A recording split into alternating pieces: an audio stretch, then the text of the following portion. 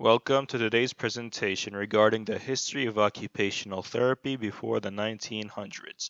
Let's begin. The foundation of occupational therapy stems from multiple ideologies.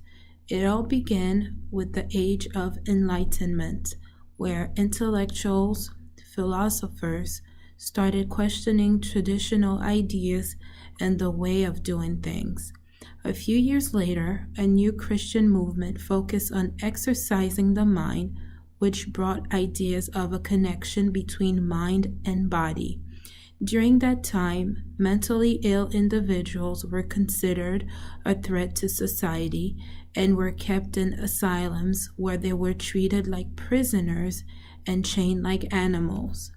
In 1793, Philippe Pinel, a French physician, philosopher, and scholar, developed a movement called the Moral Treatment Movement, which focused on treating people with mental illness and where the first definition of occupation was based from. The Moral Treatment Movement defined occupation as man's goal directed use of time, energy, interest, and attention. Therefore, treatment for mentally ill was associated with the use of purposeful daily activities. Nowadays, this is known as Activity of Daily Living or ADL.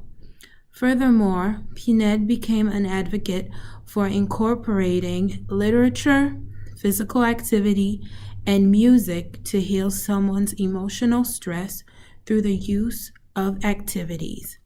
A few years later, in 1796, William Tuke, a businessman, philanthropist, and Quaker, decided to open a retreat in York, England, after seeing how mentally ill patients were mistreated in the asylums.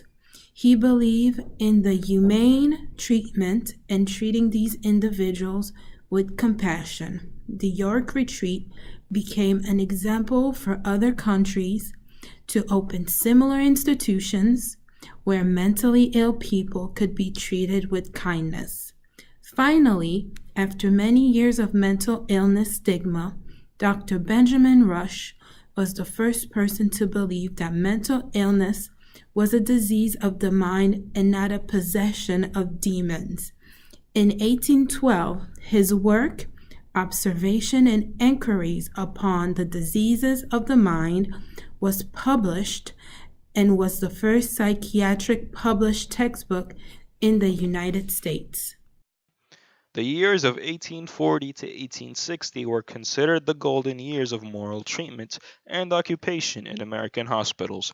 During this time period, the benefits of using arts and crafts to promote relaxation and having patients become productive were a main priority to caregivers.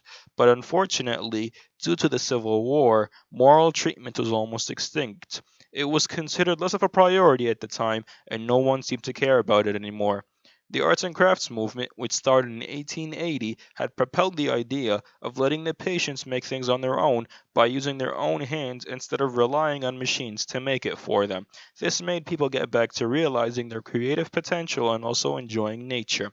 It had also led to the enjoying of treatments because that meant that they could create anything on their own without relying on machines and risk injuring themselves in the process. William Rush Dunson Jr. is considered the father of occupational therapy. In 1895, when he had started working at the Shepherd Asylum, he had developed an interest in occupational therapy for the mentally ill. His treatments always recommended busy, productive activities in patients' daily schedule.